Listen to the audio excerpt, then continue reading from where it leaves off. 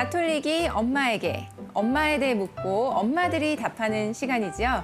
사랑의 기쁨, 가정의 특별기획, 가톨릭 평화방송과 한국평협이 함께하는 4인 4색 엄마의 뜰에 오신 여러분 환영합니다. 안녕하세요. 반갑습니다. 네, 안녕하세요. 잘 지내셨어요? 네. 잘 지내시죠? 네, 여러분 안녕하세요. 저는 갓 아이 키우는 엄마 서현진 오틸리아입니다.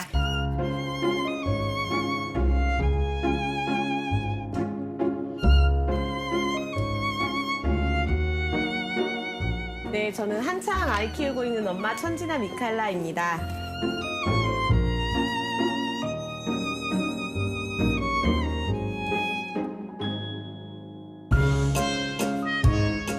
저는 거의 다 키운 엄마 방주란 베로니카입니다.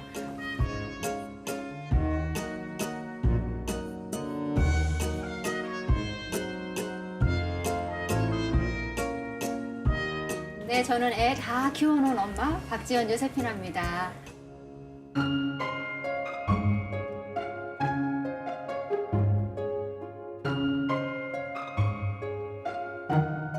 네, 아이 키울 일 없는 사제 김광도 고스마 신부입니다.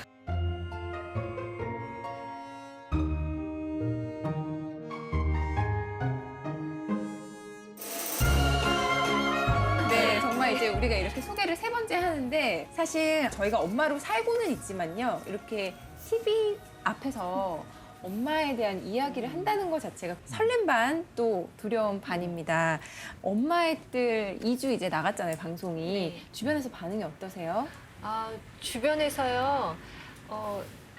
특히 언니가 먼저 얘기해 주세요. 아, 좋아요. 이렇게 자기한테 온 공을 갑자기 남한테 던지는 그 센스 좋습니다. 저는 많은 분들이 그동안 살아온 삶이고 다 준비가 돼 있기 때문에 잘하고 있을 거라고 그렇게 얘기를 해줘서 되게 고마웠고요. 그리고 이제 제가 출연을 한다고 이 나이에 어디 가서 제가 메이크업을 받겠어요. 이렇게 해서 옷에 막 신경 쓰고. 그러니까 제가 다시 젊어진 것 같고 좀 새로운 자극도 되고. 그다음에 어렸을 때 아이들 얘기, 젊었을 때 얘기하니까 제가 그때로 돌아간 것처럼 너무 설레고 생기가 나고 좋더라고요. 설레고 또 막 눈물도 흘리시고 아, 그러니까. 이게 감정이 막 너를 그러니까 뛴달까요? 널 뛰어요. 또 우리 진아님은? 네, 저는 처음에 긴장이 엄청 됐었는데 지금 이야기를 하다 보면 카메라가 안 보이고 여기 엄마들만 보이고 마치 카페에 앉아서 수다를 떠는 것처럼. 목소리가 점점 커지고. 네, 그렇죠. 그렇습니다. 자, 저희가 이렇게 엄마들끼리 사실 무슨 얘기를 할까 자신이 없다 그런 이야기를 했었는데 프로그램 회가 거듭할수록 할 이야기거리들이 점점 많아지는 그런 놀라운 광경을 저희도 보면서 저희 자신 스스로도 좀 놀라기도 하는데요. 그래서 오늘은 엄마가 되기까지의 과정, 임신, 출산, 육아까지 이야기를 해보려고 하는데요. 우리 신부님 괜찮으시겠어요? 네. 즐겁게 같이 함께 오늘 해야죠. 집은 괜찮으시겠어요? 집은? 잘 자리 네. 잡아 보도록 하겠습니다. 네, 저희가 챙겨드릴 수는 없지만 잘 네, 분량은 챙기시기 각자 바랍니다. 확보하는 거니까.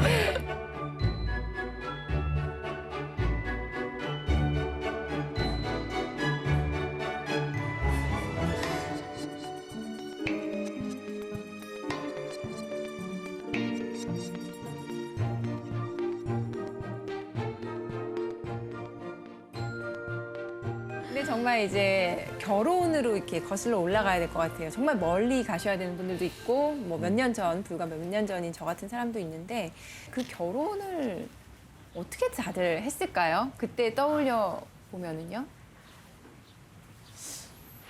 아무도 지금 먼저 어떻게 했지? 그 결혼이라는 걸? 알았으면 못했을 것 같은데. 저요? 아, 지금 문득 든 생각이 결혼이라는 건 진짜 어떤 이끌림이었다고 생각이 들어요. 다른 말로 얘기하면 제정신이 아니었다. 제정신이 아니어야만 할 수 있는 것이 결혼이다. 네, 너무 이성적으로 생각하고 너무 계산하고 두려워하면 할 수 없을 것 같아요. 저희가 미래에 대한 자기 삶은 알 수가 없잖아요. 어떻게 펼쳐질지 같이 배우자랑 모험을 떠나는 건데 네. 뭐가 씌었다고 그렇게 이제 하지 않는 이상 모험적인 삶으로 도전할 수는 없었을 것 같아요. 그쵸. 지금 생각해 보면 네. 다 뭔가 씌어가지고 하는 거 아닐까. 이게.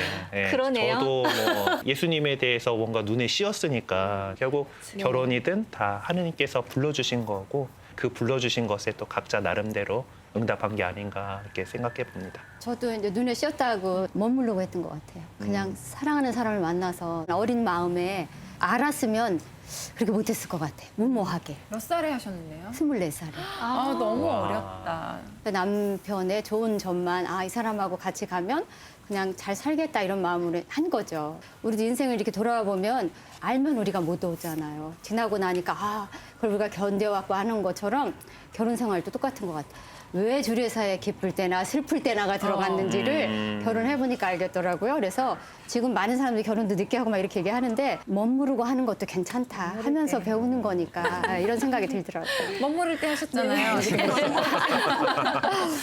네, 저는 남편하고 7년 이상 연애를 했었어요. 이 사람만큼 저한테 친한 친구가 없었어요. 잘 맞는 친구가 없었고. 그래서 그냥 이 친구랑 매일 이렇게 만나고 집에 가기 싫고 같이 집에 가고 싶었어요.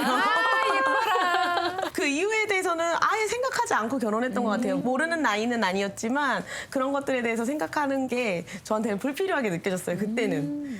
정말 어릴 때 결혼을 하셨잖아요. 그런 분들이 많은데 저는 반대로 굉장히 이제 나이를 먹어서 더 이상 미루기가 힘들 것 같다. 거의 40줄에 이제 결혼을 하다 보니까 나름 내가 조금 성숙했고 좀 지혜로워졌을 거야. 결혼에 대해서. 나는 배우자를 최대한 나에게 맞는 사람을 선택할 수 있을 거라고 생각을 하고 선택을 했어요. 그 말 조심해야 돼요. 했는데, 아니 굉장히 만족하고 살고 있지만 그래도 우리 지연님 말씀하신 것처럼 안 해보면 모른다. 그렇지. 아무리 무슨 계산을 한다고 한들 아니면 아무것도 모르고 한다고 한들 앞으로 펼쳐질 일을 모르는 거는 똑같은 것 같아요. 사실 아까 지연님도 얘기하셨잖아요. 딸들이 결혼 안 하려고 그러고 자꾸 이제 이렇게 미루다 뒤로 보니까 미루니까, 예. 그런 것들 때문에 매듭을 푸는 기도를 하는 엄마들도 늘어난다. 많아요, 주변에. 저뿐이 아니라 저희 아이는 그냥 33이고 31인데 다들 너무 이제 결혼을 미루는 거예요, 일찍 안 하고. 그러니까 정말 그런 어려움들 이런 것들 때문에 혼인을 아예 포기하는 혼자 살겠다라는 사람들이 이제 정말 많이 늘어나는 것 같아요. 이런 현실에 대해서 교황님께서 격려하시는 내용이 있어가지고 좀 나누고 시작 들어가 볼까 해요.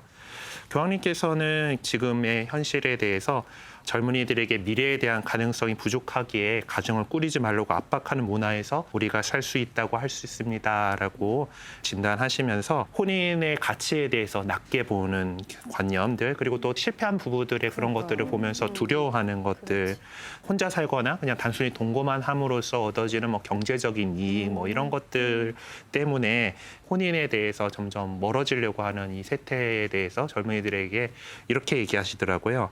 젊은이들이 열정과 용기를 내어 혼인이라는 도전을 받아들이도록 초대해야 합니다라고 말씀해 주셨어요. 그러니까 단순히 어떤 전통적으로 우리가 해오던 거야 그거가 아니라 도전이지만 그 도전을 맞닥뜨려 보시라. 이야기를 들어보면 이 엄마들이 다 결혼하는 과정이 다 다르기도 하고 또 혼인이 도전이라는 이야기도 하셨는데 그만큼 어렵습니다.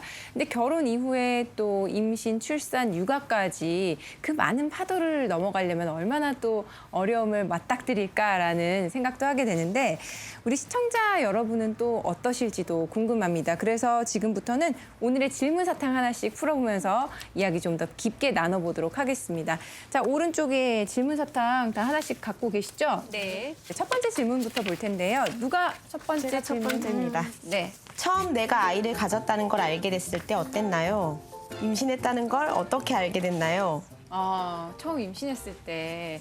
근데 그 얘기하면서 금방 웃고 있어. 그때로 돌아갔나 봐요. 행복했나 봐. 근데 사실은 갑자기 느낌이 있었어요. 호르몬 수치가 나오지 않을 시기에. 정말 초기에. 네, 정말 초기. 그러니까 수정 시점으로 치면 한 열흘쯤 됐을 때인데 제가 감기 기운이 있었어요. 근데 약을 먹으면 왠지 안 될 것 같아서 검사를 해봤는데 바로 두 줄이 뜨지 않고 한 줄만 떴었어요, 처음에.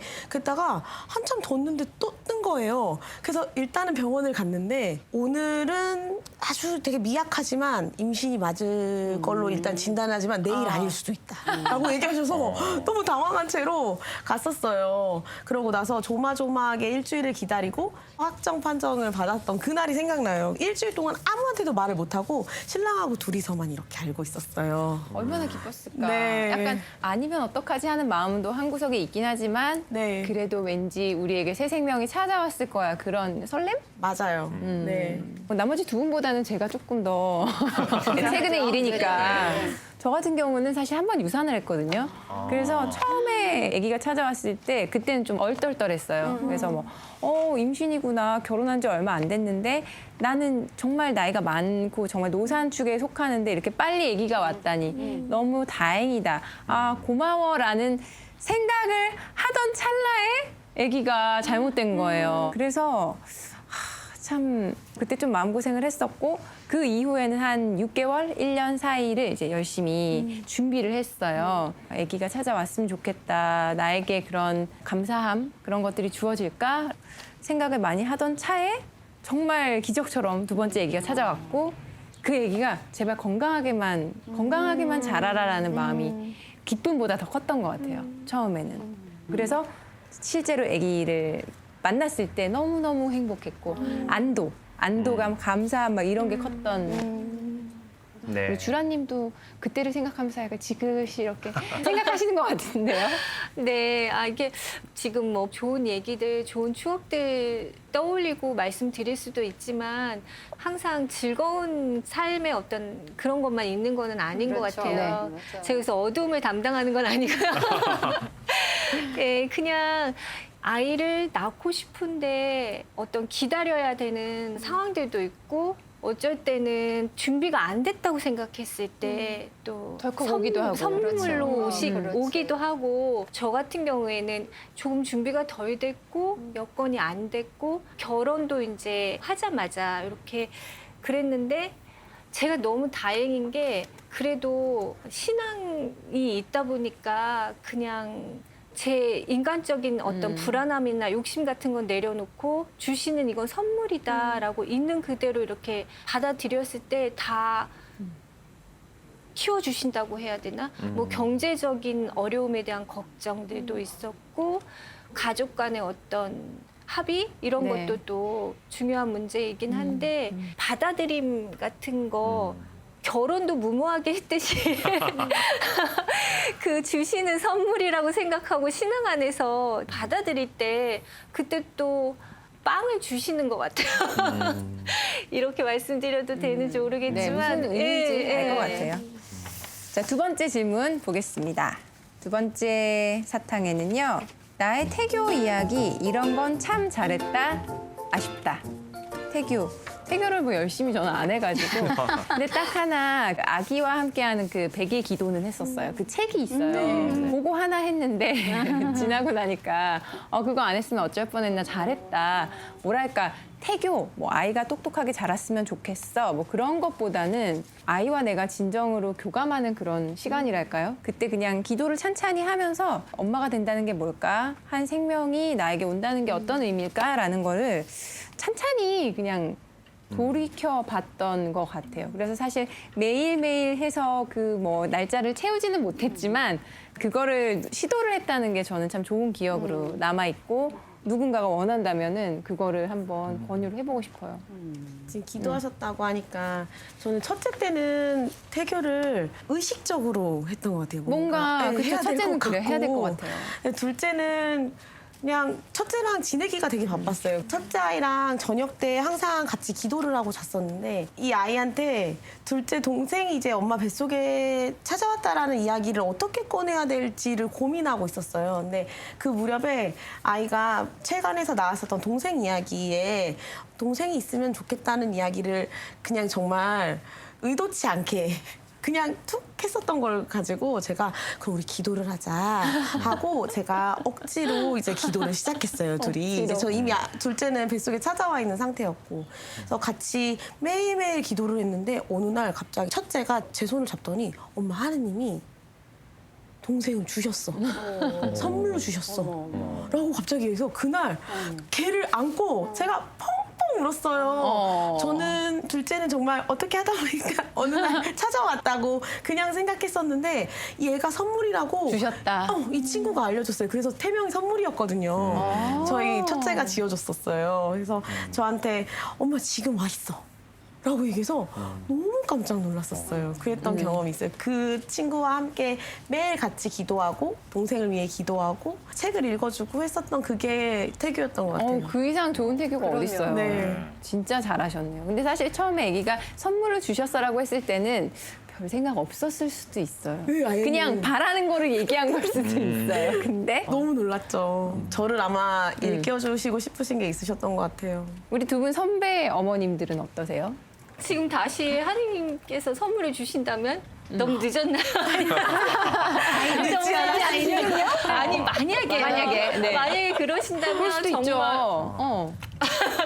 네. 근데 지금은 좀 아니에요. 정말 태교 중요한 것 같습니다. 아, 중요한 것 예, 같아요. 너무 중요한 것 같아요. 예, 왜요? 지금 그래서 만약에 다시 선물을 주신다면 진짜 태교 열심히 할 것 같아요. 원래 안 하셨는데 네.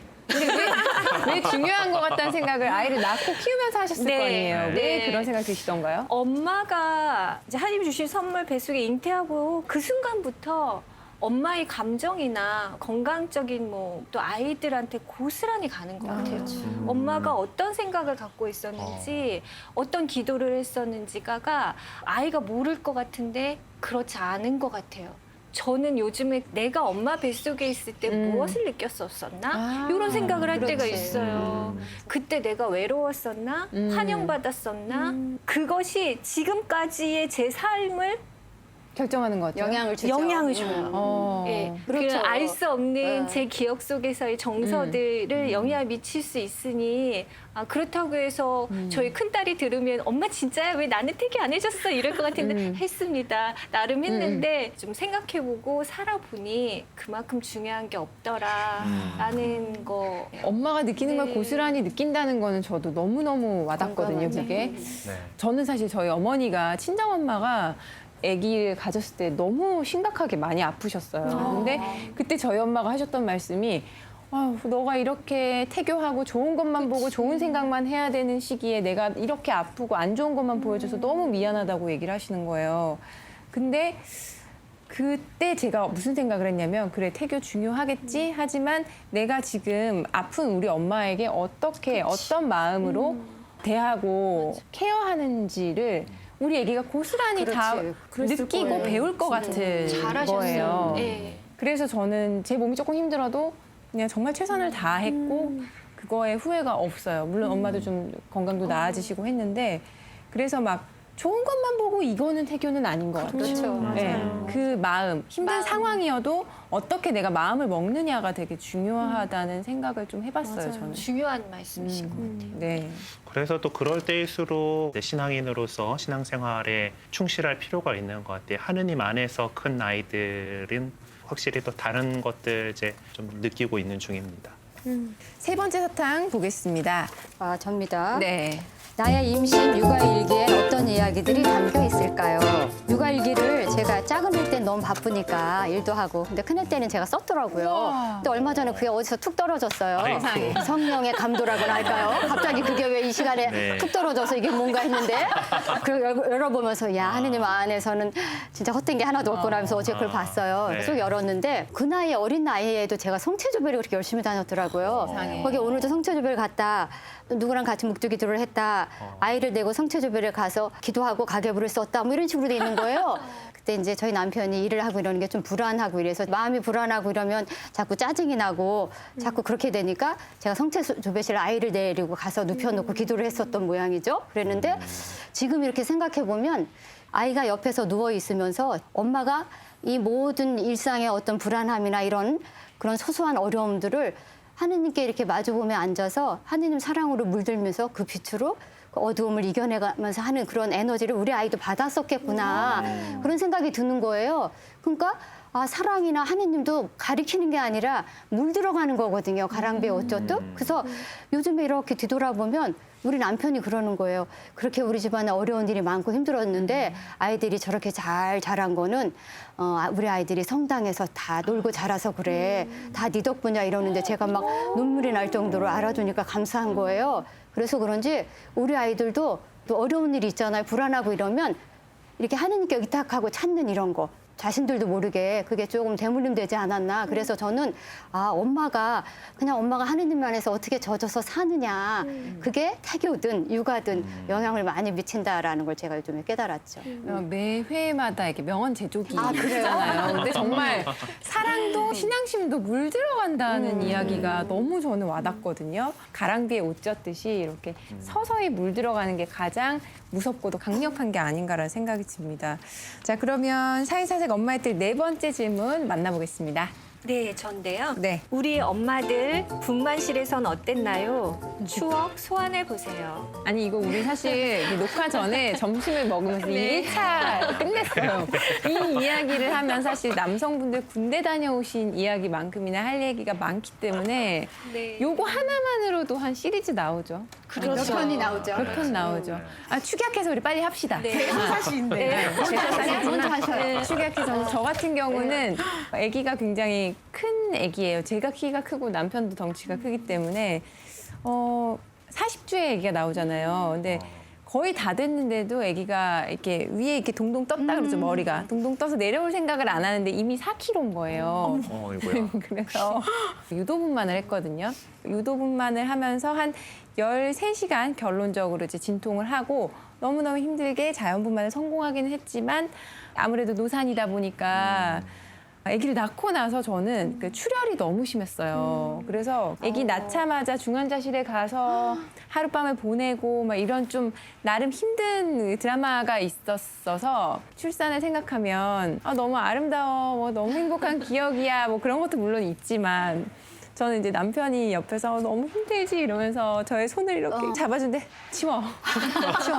나 너무 힘드니까 지금 나 손끝도 지금 까딱까딱하기 힘드니까 좀 치워. 이랬더니 나중에 남편이 너무 섭섭해하는 거예요. 그런 만큼 여자들이 출산하는데 힘들다라는 걸 이해시켜주는 게 조금 시간이 걸렸어요. 나는 생각해서 해준 건데. 그래서 아무튼 출산을 하고 나서 주변에 얘기를 많이 했죠. 이게 노산인데 너무 자연분만을 고집하지 말아라. 빨리 낳아라. 그게 오히려 더 편할 수 있다는 얘기를 많이 하죠. 하지만 그렇게 어렵게 아기를 만나고 나니까 너무 예쁜 거예요. 정말 이대로 죽겠구나 싶을 때 아기가 나오니까 정말 제가 이런 얘기를 하니까 옆에 분들이 좋을 때다. 그랬지. 약간 이런 표정이신데. 그게 하나 더 아니라 나봐 막 이러면서. 하나 더 나봐. 이게 너무 오래돼서요. 네. 잘 또 기억이 안 나요. 그렇게 안 보이겠지만 아니까. 그렇게 안 보여요. 안 보여요. 감사합니다. 네. 내 또래 그냥 노산 3호 정도로 보이지. 근데 대화 중에 또 생각난 게 그 완벽하려고 하는 그 성향이 출산 분만실에도 이게 이어지더라고요. 막 추한 모습 보여주기 싫고 이런 거. 그런 것도 그렇지만은 최상의 분만 조건, 최상의 분만 상황은 뭘까 이런 것들을 막 이제 정보를 해가지고 미리 해서 아이한테 최고로 좋은 게 뭘까, 산모한테도 좀 좋은 게 뭘까, 좀 더 좋은 거, 좀 더 좋은 거. 그래서 저는 자연분만을 고집한 게 이건 사실 근거 없는 것 같은데 뭐 자연분만을 할 때 아기가 엄마에게 좋은 그쵸. 균 샤워 이런 걸 하고 나온다고 면역력이 훨씬 강해진다 그러는데 글쎄요 저는 하고 나니까 내 몸 좀 더 생각할 거. 세상에 네. 조건 너무 따졌다. 네, 그 당시에는 무슨 뭐가 유행이에요. 또 분만 방법이 여러 가지가 라마조 있잖아요. 열심히 연습하셨잖아요. 나중에 여기 입이 안 다물어지더라고요. 라마제업 이렇게 그거예요? 근데 항상 보면은 뭘 열심히 하는 거예요. 최선을 다하려고 하고 그랬던 것 네. 같아요. 아이한테도 최선의 것을 주고 싶고 그랬는데 지금 세월이 지나서 생각해 보니까 그렇게까지 할 필요가 있었나 그런 생각이 들면서 조금 분만 얘기를 해야 되는데 갑자기 그 뭐든지 잘 해내고자 하는 어떤 성향까지 너무 와닿아요. 너무 와닿아요. 말씀도 아주 이렇게 완벽하게 했어요. 왜냐면 엄마들이 그럴 수밖에 없는 게 우리 네. 아이에게 최선인 게 뭘까라는 걸 항상 끊임없이 고민하게 되죠. 태어나고 나면 그때부터 맞아요. 이제 분만실에서부터 뭔가를 선택해야 되고 또 아이를 양육하면서도 뭐가 선택의 선택해야 되는 게 시작이야, 이제. 많고 네. 정보도 많기 때문에 엄마가 이렇게 욕심을 내다 보면은 본인이 금방 지쳐서 힘들어지는 경우도 있는 것 같아요. 진짜 선택의 연속이다. 사실 저는 임신 중에 이미 그걸 느꼈거든요. 태아 보험을 들어야 되냐 말아야 되냐부터. 그렇죠. 왜 나는 이 선택 이것도 못할까. 근데 요새는 우리 아이 전집을 뭘 사주지 이런 거를 막 선택을 못해갖고 몇 날 며칠 밤을 새고 이러는데 진짜 그냥 그 상황에 맞게 그냥 네. 편안하게 좀 네. 결정을 했으면 좋겠다는. 지금은 제가 이제 아이들이 어느 정도 애 거의 다 키운 엄마 네. 이렇게 해서 나왔으니까 이렇게 말씀드릴 수 있는 거지. 그 당시에는 아이가 꼬물꼬물하고 태어났고 유아기고 유치원하고 초등학교 입학하고 이럴 때까지 우리 아이가 조금 내가 신경을 못 써줘서 조금 뒤처지면 그럴까 봐. 어쩌나. 좀 더 건강했으면 좋겠고 좀 부족하지 않게 해주고 싶은 게 엄마 마음 부모 마음이었는데 그거에 너무 집착하다 보면은 이게 지나고 나면은 그게 그렇게 중요한 게 아니에요. 지금은 너무 중요해요, 언니. 그래서 진짜 내가 무슨 전집을 사줘야 되나 네네네. 이것 때문에 얘가 말을 빨리 배우고 늦게 배우고 이런 거 결정될까 봐. 잘 찢어진 책을 사시면 좋을 것 같아요. 애들은 이제 공감합니다. 네. 책을 쫙 방바닥에 깔아놓고 맞아. 그리고, 장난감처럼 그리고 그리고. 먹고 그러니까. 인체에도 좀 무해한, 무해한 잘 찢어지는 책. 깨끗한 책? 알겠습니다. 현진 씨는 찢어지는 책은 안 살 것 같아요, 왠지. 나머지 두 분은 어떠세요? 저는 출산 5일 전까지 일을 계속했었어서 그러니까 이런 것에 대한 고민을 전혀 하지 않고 오히려. 할 새가 없었어요. 그래서 되게 편안하게 낳은 부분이 있어요. 근데 첫째를 낳을 때 특별한 기억이 이게 너무 아프니까요. 나중에는 진짜 현지 씨 말대로 몸을 막 스치기만 해도. 근데 너무 아픈 거예요. 그래서 그 상황 속에서 제가 집중해 할 수 있는 거는 유일하게 집중할 수 있는 건 아이였어요. 그래서 얘랑 뭔가 교감을 해서 너가 어떻게 나가고 싶은지 나한테 좀 알려줘. 라고 이야기하고 저도 이 아이하고 저한테 너무 집중하는데 어느 순간 제가 밀어내기를 못 해가지고 1시간 안에 나을 거라고 했는데 거기서 5시간이 걸렸어요, 제가. 근데 아이가 지금이라고 조산사 선생님이 지금 힘주면 안 돼요, 지금 힘주면 안 돼요라고 하시는 게 옆에서 들리는데 얘가 얘는 지금이라고? 지금이래. 그래서 같이 그래 지금이야 나도 지금이야 하고 나왔던 그 기억이 너무 생생해요. 그래서 이 분만이라는 게 정말 아이와 내가 하는 거라는 것을 정말 체험했었던 저도 것 마지막에 간호사 선생님이 위에 올라타서 이렇게 눌러주셨거든요. 이제 애가 너무 크고 안 나오니까. 근데 왠지 자꾸 엉뚱한 데를 누르시는 것 같고 우리 애는 분명히 여기에 있는 것 같은데. 그래서 제가 그 와중에. 아프고 힘이 다 빠져서 이제 물도 못 마시고 정말 목소리가 안 나오는 상황에서 여기를 밀어달라고요. 그래서 거기를 미니까 나왔어요. 어휴, 아이와의 세상에. 교감인 거죠. 네. 속이지. 진짜 훌륭하시네요. 저 3분은 왜 저렇게 신경질 내지 그랬을 거예요.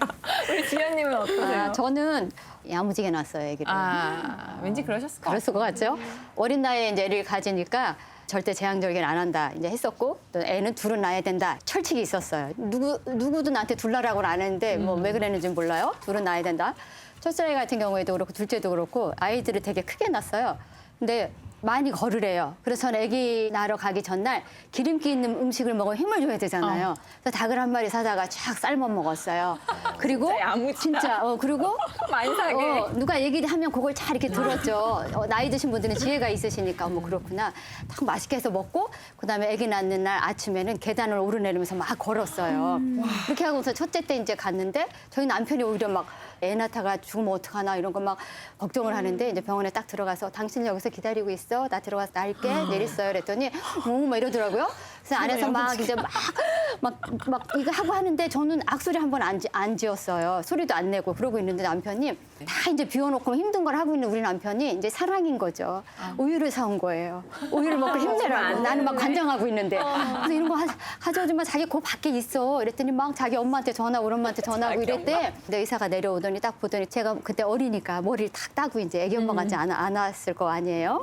탁 저를 보더니 한심하듯이 하늘이 노래야 나와요 그러는 거예요. 그래서 계속 하늘이 노란 것만 보고 있었어요. 아픈데도 하늘은 노랗지가 않아. 아직 근데 멀었어. 아니야? 애는 막 나오고 있는 거야. 그 의사가 와서 딱 하더니 저한테 이걸 탁탁 치더니 잘했어 이러는 거. 힘주라 그럴 때 어렸을 때 우리 저거 하잖아 이거 네. 철봉. 지금부터 그걸 하는 거야. 딱 붙잡고 하라는 대로 했더니 의사 선생님이 잘했어 이러는 거예요. 또 그렇게 낳고 둘째도 그렇게 낳았어요. 그래서 저는 우리 신랑이 우리 와이프 애 잘났어 이걸 얼마나 자랑하고 다녔는지 약한 몸으로. 네. 그러니까 정신력이더라고요. 정신력도 있지만 젊을 때 나셔서 그래요. 저도 내가 좀 5번째 내가 제일 어릴 때 낳구나 제가. 그럼요. 그겁니다. 진짜 너무. 결혼도 빨리 하시면 좋을 것 같아요. 지금 결혼 안 할 게 아닌 것 같아요. 뒤로 이렇게 20대 초반에 해서 딱. 네, 그렇습니다. 자, 5번째 질문 사탕 보겠습니다. 5번째는 저인 것 같네요. 아기 낳고 산후조리는 어떻게? 출산 후 아기와 함께 집에 왔을 때 기억나세요? 어떤 마음이었나요? 저는 딱 하나 기억나는 게 요새 조리원에서 한 2주, 3주 있잖아요. 조리원에 있다가 딱 아기 데리고 집에 온 첫날 펑펑 울었어요. 어떡하지? 근데 이제 저희 신랑이 그때 잘못해서 그래서 왜 이제 네 자유가 끝난 것 같아? 그러는 거예요. 아이고 저런. 그게 아니잖아요. 이 작은 생명을 내 내가 눈앞에 어떡해. 놔뒀을 때 내가 얘를 어떻게 온전하게 돌보지? 사실 애기랑 나랑 처음 둘이 지내는 첫날 밤이잖아요. 그전에는 이제 선생님들이 도와주셨다면 그래서 울고 있는데 옆에서 이제 못 놀아서 우는 거야. 그래서 정말 펑펑 울면서 남편도 내 마음을 모르는구나 이러면서 그 이후로 진짜 초반에 많이 울었던 것 같아요. 남편이랑 저랑 둘 다 굉장히 좀 초보 부모이고 그러다 보니까 나이가 많아서 낳든 적어서 낳든 초보는 초보더라고요. 왜 우는지도 모르겠고 왜 잠을 안 자는지도 모르겠고 아기가 세상에 적응을 하는데 시간을 좀 주고 여유를 줘야 되는데 그런 부분이 조금 저는 힘들었고 엄마 진짜 되는 게 힘들었던 것 같아요. 낳고 나니까 끝이 아닌 거예요. 그렇죠. 이제 진짜 서서히 얘랑 나랑 같이 맞춰가는 그 시기. 그래서 네. 이제 주위 어른들이 그러시더라고요. 뱃속에 있을 때가 제일 편한 거야.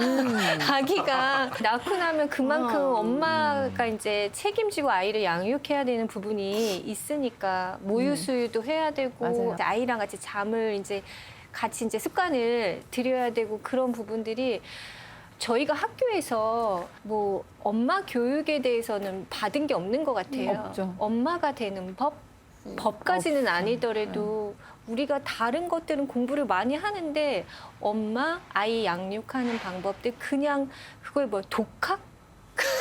요새는 인터넷 카페. 인터넷 카페 요즘에는 카페에서 그냥 이제 미안해요. 제가 옛날 사람인가 봐요. 아니 거의 독학이나 마찬가지인 게 그게 참 저 같은 경우에는 산후조리를 되게 옛날식으로 한 것 같아요. 그때 산후조리원에 들어가려면 좀 돈이 좀 많이 그 당시에는 저희 형편이 좀 그닥 그래가지고 너무 감사하게 친정 어머님이 산후조리를 해주셨는데 옛날식으로 해주셔가지고 네. 너무 방을 덥게 해주셨어요. 좋은 일에다가 예, 따뜻한 방에 여덟에 낳으셨는데요. 11월에 다행이네요. 나와서 그렇긴 했는데 저희 아이가 이렇게 너무 열이 오르고 막 이렇게 좀 토하기도 하고 그래서 그 이유를 몰랐어요. 근데 너무 뜨거웠던 더워서. 거예요. 저희 아이는 열이 많은 아이였던 거예요. 근데 이제 그런 뭐 에피소드도 있었고 이때 너무 감사하죠. 또 이렇게 해주셨었는데 그쵸. 둘째는 산후 도우미를 집으로 이렇게 조금 부를 수 있는 그런 또 이렇게 조금 나아져서 네. 형편이 조금 나아졌어. 둘째는 네. 집으로 이렇게 모셨어요. 그런데 둘째는 한여름에 아기가 태어나서 7월생이라서 저희 또 얼마나 어머님이 더우셨을까? 또 감사하게도 집에 또 가끔 오셨어요. 근데 저를 이제 씻지를 못하게 하시는 거예요. 옛날식으로. 그래서 저는 3일 만에 절규를 했어요. 도저히 못 참겠어요. 그러고 그랬던 기억이 나네요. 네. 또 감사하죠. 저희 어머님이 해주셔서. 네. 그렇죠. 참 출산하고 나서 진짜 갑자기 엄마가 되는 게 아니잖아요. 그 기간 엄마들이 힘들었었던 그런 기억이 많을 것 같습니다. 모든 엄마들이요. 자, 그러면 이번에는 6번째 질문 사탕 보겠습니다. 네, 접니다. 내가 꿈꾸던 이상적인 육아는 하지만 현실 앞에 무너진 나. 내겐 너무 힘든 육아. 나 이럴 때 육퇴하고 싶었다. 그죠? 이상적인 엄마, 되게 우아한 엄마의 네. 모습 있잖아요. 소리 절대 안 지르고. 그렇죠. 저는 아이가 잠들어 있는 그 침대를 바라보며 나도. 와, 아름답게 쓰는 거 이렇게 할 수 맞아요. 있을 줄 알았어요. 저도. 근데 저는 제가 너무너무 후회했었던 장면이 하나 있어요. 저보다 먼저 결혼했었던 친구가 어느 날 여기 밥풀을 이렇게 묻히고 왔는데 제가 야, 너는 이렇게 밥풀을 묻히고 다니면 어떡해 하고 제가 그걸 떼어주면서 좀 신경 좀 써 이랬는데 제가 왜 그랬을까? 지나고 나니까 좀 미안하죠. 네, 제가 하이킥을 그렇게 했어요. 내가 진짜 정말 나쁜 친구였구나라고 생각하면서 정말 머리도 감을 수 없고 그냥 잠을 자는 것 자체가 사투인 경험을 처음 해본 것 같아요. 그래서 진짜 잘 자고 싶고 그냥 시간만 되면 눈을 붙이고 싶은데 자고 싶을 때 잘 수 없는 어떤 그런 괴로움 자체가 이 이상적인 육아를 불가능하게 하는 가장 큰 이유였어요. 맞아요. 네, 혹시 어떠셨어요? 저는 뭐가 제일 힘들었냐면 밤에 잠을 못 자는 거. 모유 수유를 했어요. 6개월 동안. 근데 해야 될 것 같더라고요, 그것도. 근데 모성애가 이제 과했던 거죠. 모유 수유를 하려면 저녁 때 밤에 아이들은 배고픈 게 시계예요. 배꼽 시계잖아. 3시간 만에 한 번씩 군이 자고 있으면 떡떡 이렇게 입을 다시잖아. 그 소리가 막 여기서 막 무슨 곡성처럼 들리면서 또 언제까지 하나 보자. 그래서 안 일어나면 막 울어요. 막 버티다가. 그럼 우리 남편이 야, 얘 밥 좀 줘. 남편은 무슨 죄야 국어를 하고 저한테 야, 애기 젖주라고 이렇게 해. 그럼 일어나서 제가 막 졸려가지고서 주잖아요. 그러면 전 또 자야 되잖아. 트림을 해야 되잖아요, 네. 아이들은. 그러니까 저희 남편이 새벽에 일어나서 받아서 이렇게 트림 해주고 그렇게 해서 했는데 전몸살이 너무 심하게 났어요. 너무 근데 이 아프죠. 아내가 다 막 딱딱하게 다 해서 막 피고물이 생기니까 열이 막 나면서 근데도 젖하고 섞여서 피가 나오는데도 그걸 아이가 이렇게 먹는 힘이 크대요. 그래야 잘 낫는데요. 그러니까 이제 아이한테 그걸 주는데 온 몸이 정말 이 칼로 막 하는 것처럼 하는데 아, 내가 자식이니까 이렇게 하지. 그러면서 막 애는 막 젖 달라고 계속 울고 저는 막 아파서 울고 막 그러는데 그때 저희 남편이 애기를 다 받아서 되게 꼼꼼하게 그래서 우리 남편이 여기 처음 나올 때 치부를 절대 얘기하지 마 이랬는데 당신도 잘한 거 많아. 이제 칭찬해 줄 거예요. 너무 좋은 분이에요. 지금까지 얘기 듣기로는. 그래서 기저귀도 아주 꼼꼼하게 이렇게 해주고 이불도 이렇게 펴주고 애들 손톱도 얼마나 정교하게 깎아줬는지 이제 아들만 5인 집에서 있어서 말은 툭툭해요. 그렇게 막 해주고 그랬는데 제가 남편이 저한테 속썩인 것도 많고 힘든 일이 많았거든요. 근데 되돌아오면서 제가 뭐 때문에 이렇게 견디고 살았지? 신앙도 있지만 그 힘들었을 때 일상에서 작은 거 소소한 그거를 남편이 사랑으로 해줬던 그게 네. 그 작은 게 너무 컸던 거예요. 그러니까 맞아요. 이렇게 나한테 잘했고 아이들한테 잘한 아빠인데 그래 지금은 힘든 시기니까 어쩔 수 없어서 그럴 거야. 그래서 2년 전에 코로나 생기기 전에 둘이 네. 산티아고를 한 40일 정도 같이 걸었어요. 남편하고.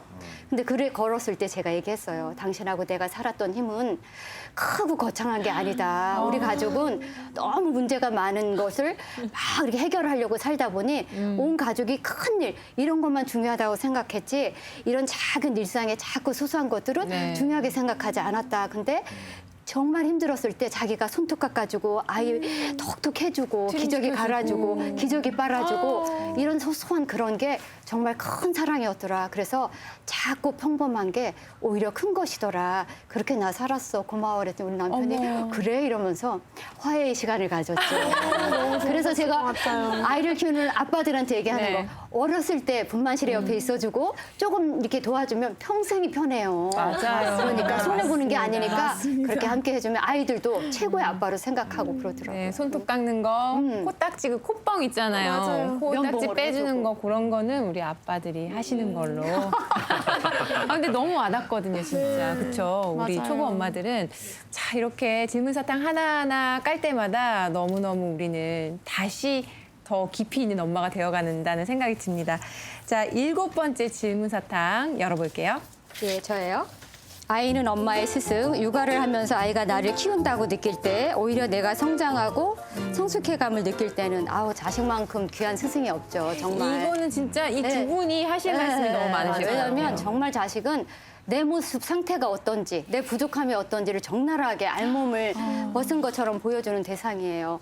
저는 이제 자식들을 키우면서 잘못될까 봐 하는 두려움 때문에 아이들을 이건 이렇게 하지 마, 그렇게 하면 안 돼, 이렇게 해서 아이들한테 잘못한 부분을 성찰하다 보니 하느님은 이 세상에 보내주실 때 각 사람마다 고유한 모습이 있어요.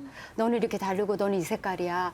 그러니까 너는 굉장히 세상에서 중요한 하나밖에 없는 존재이기 때문에 세상에 가서 세상의 주인공이 돼서 마음껏 행복하게 살다 와라고 하셨는데 부모의 어떤 그런 걸림돌이라든가 그런 어두운 그림자 때문에 자식을 내 마음대로 내가 조종할 수 있다고 생각하고 통제하면서 키웠던 그게 그래서 아이들이 충분히 자기 걸 발휘하지 못하면서 엄마의 그늘 안에서 살았다고 생각했을 때 제가 아이들한테 뭘 얘기를 하면 엄마 왜 그렇게 나 그렇게 싫어라고 얘기를 할 때마다 내가 통제하고 있었구나. 나는 아이들이 하라는 대로 허용한 엄마가 아니었구나. 그래서 제 맘대로 자식을 막 키웠다라는 그거를 제가 너무너무 통회했어요.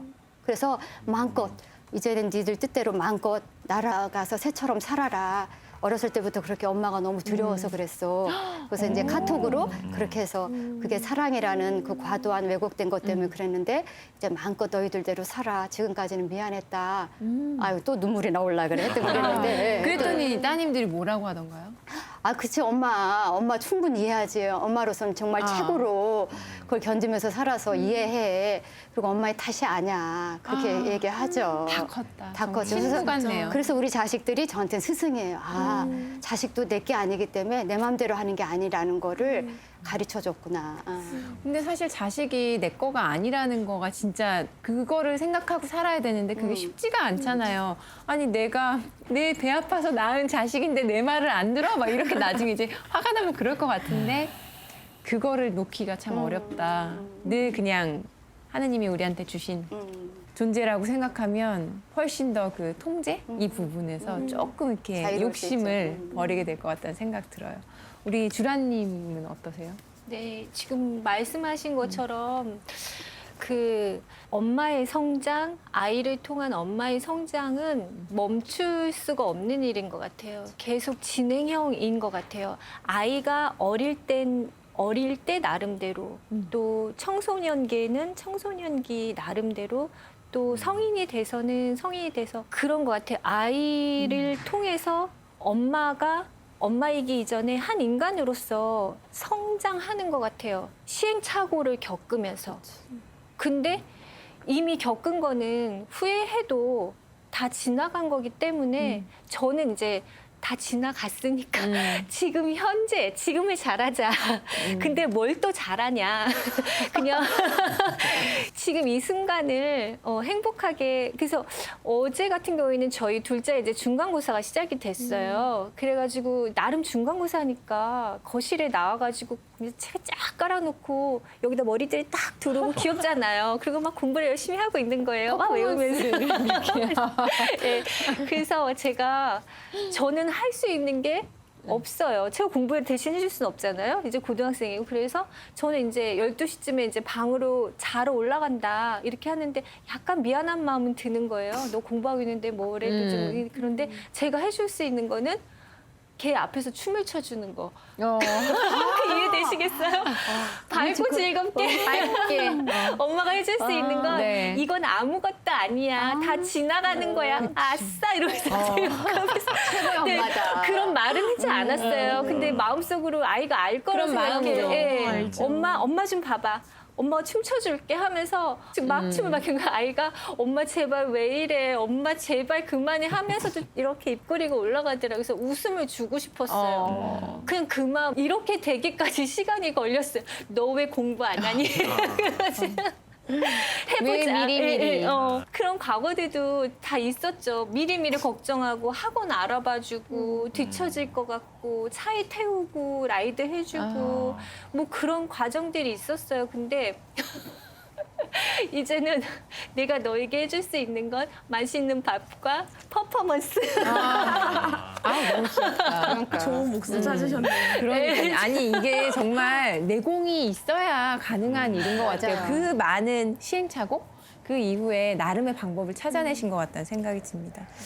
아 정말 이제 질문 사탕 딱 하나 남았네요. 어떤 네. 사탕인지 보겠습니다. 나의 아이. 지금 내 아이가 내 나이가 됐을 땐 어떤 모습일까요? 그때 내 아이에게 해주고 싶은 말?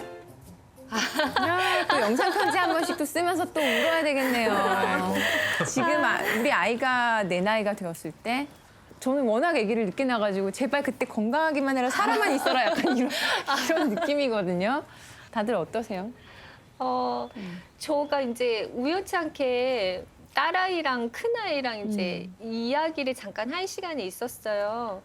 그래서 그거랑 이렇게 딱 떠오르는 게 그냥 제 나이가 됐을 때는 제가 아이한테 그랬어요. 저희 아이가 지금 고3이에요, 큰애가. 그런데 올해 학교에 들어가도 좋지만 뭐 다음 기회로 노려봐도 엄마는 상관없다. 너는 상관이 될지 모르겠지만.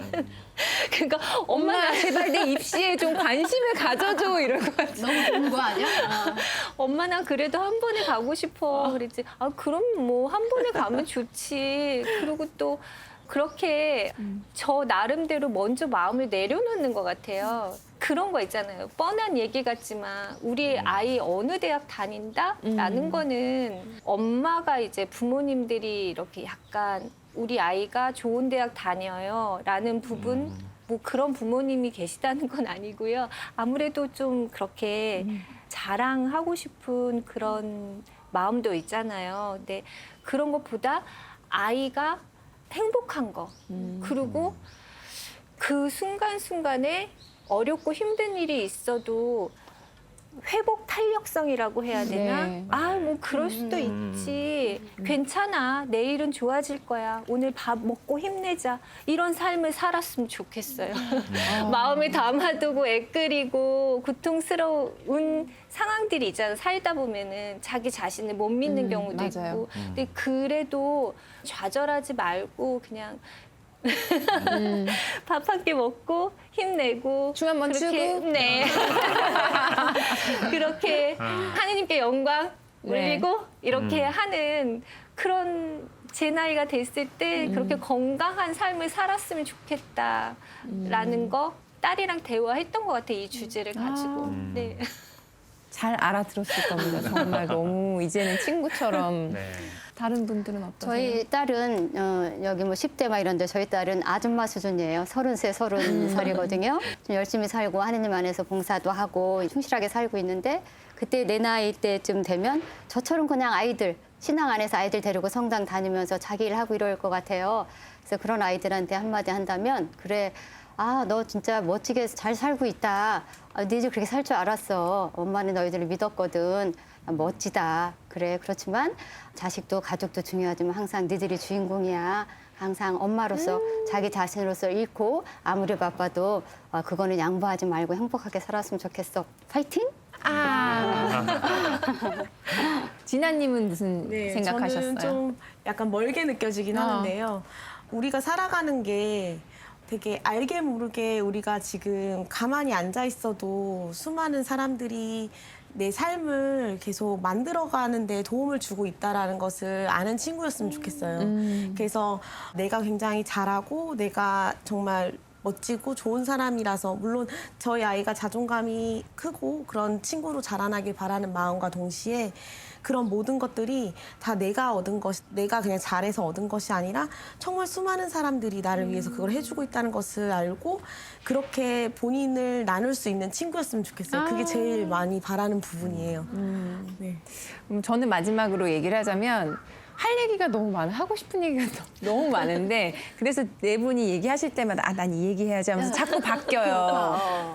바뀌어서 제가 지금 가장 하고 싶은 얘기는 아까 우리 지연님도 얘기하셨지만 그 일상의 작은 그런 부분들 소소한 게 얼마나 그 행복하고 그런 게 인생에 중요한지 저도 40대 초반이 된 우리 애기가 일상에서 순간순간의 작은 행복을 더 자주 느끼는 사람으로 살았으면 좋겠다. 그리고 그런 행복에서 감사함을 통해서 나누고 베푸는 그렇게 살았으면 좋겠다는 생각이 들어요. 정말 커다란 성공, 막 뭔가 그런 것도 좋지만 그렇게 작은 소소한 행복들을 여러 번, 최대한 다 많이 웃으면서 살았으면 좋겠습니다. 그렇게 될 거예요. 우리 너무 먼 미래의 이야기야, 우리 지금. 자, 이렇게 정말 8가지 질문을 또 사탕을 통해서 알아봤는데 우리 또 신부님한테 마지막으로 마무리 또 질문을 드려야 될 것 오늘 같아요. 많은 얘기 나눴는데요. 지금 각 가정에서 아이를 낳을 수 없는 형편인데도 아이가 생겼거나 또는 이제 미혼모 아이를 가졌는데 키울 수 없을 때 많은 고민을 하게 되는데 그래서 그런 분들을 좀 따뜻하게 교회가 안아줘야 되지 않을까. 그래서 그거에 대해서 말씀을 해주시겠어요? 그래요. 자, 지금 함께하고 있는 우리 자매님들은 그래도 하느님께서 이렇게 좋은 가정을 이렇게 꾸릴 수 있도록 허락해 주셔가지고 감사할 일이죠. 이렇게 아이들 잘 키우고 계시고 잘 키워오셨고 그렇지만은 또 안타깝게도 그러지 못한 상황에 있는 그런 분들도 여전히 우리 사회에 이렇게 있습니다. 교회가 이제 이런 분들을 돌보기 위해서 솔직히 조금 부족한 것이 사실이에요. 네, 어떤 교회 차원에서 더 많은 이런 것들이 이루어졌으면 좋겠고 더 많은 사람들의 관심이 후원 같은 형식으로 그리고 무엇보다도 그런 가정들이 이렇게 생명을 포기하지 않고 잘 살아갈 수 있도록 기도 많이 해주시는 것이 정말 필요하리라고 생각합니다. 네. 자, 오늘은 엄마들과 결혼, 임신, 출산, 육아까지 이야기를 한번 해봤습니다. 가톨릭 평화방송과 한국평협이 함께 했습니다. 4인 사색 엄마의 뜰 오늘 이 시간 마치고요. 저희는 다음 시간에 더욱더 풍성한 이야기로 함께 찾아뵙겠습니다. 함께해 주신 여러분 고맙습니다. 그 리아킴이라는 가수가 위대한 약속이라는 노래가 있어요. 뭐냐면 평범한 것이 얼마나 소중한지 벼랑 끝에서 보면 알아요. 우리가 살면서 벼랑 끝에서 정말 암담하고 어둡다. 근데 그럴 때일수록 자기 발밑에 있는 작은 행복을 보면 우리가 사는 세상엔 오늘 여기에 있구나. 그렇게 힘내시고서 하루하루 사셨으면 좋겠습니다. 출산한 지 얼마 안 됐지만 또 그때 이야기를 하니까 너무 이렇게 감정이 훅 올라오는 거예요. 그러면서 전혀 엄마가 될 준비가 되지 않았었던 제가 어느덧 엄마가 되었네 라는 생각으로 좀 감동적이기도 했고 우리 남편에게도 아이에게도 너무 고맙다는 생각을 했어요. 엄마들이 모여서 이 좋은 날에 나는 어떤 엄마인가, 앞으로 어떤 엄마가 될 것인가 이런 것들에 대해서 이야기를 나눈 게 너무 소중했고요. 그리고 다음 시간 너무 기대되는 것 같아요. 제가 절대 체험해 볼 수 없는 출산에 대한 이야기들이 이렇게 나왔잖아요. 거의 뭐 죽다 살아난 이야기들을 듣다 보니까 정말 그걸 통해서 엄마로 다시 태어나는구나. 그 전에 내가 이제 죽고 참 이런 이야기들을 통해서 이렇게 경험할 수 있게 되어서 정말 감사한 시간이었습니다. 출산부터 육아 초반까지 이 과정을 훑어보는 시간이 된 것 같아요, 스스로. 자꾸 잊어버리고 지금 눈앞에 있는 아이만 보다 보니까 그때 어떤 감동이라든지 그때 감사라든지 이런 것들 자꾸 잊어버리게 돼요. 근데 그 시간을 다시 되새기면서 저희 아이들과의 감사와 이런 것들을 나눌 수 있을 계기가 될 것 같습니다.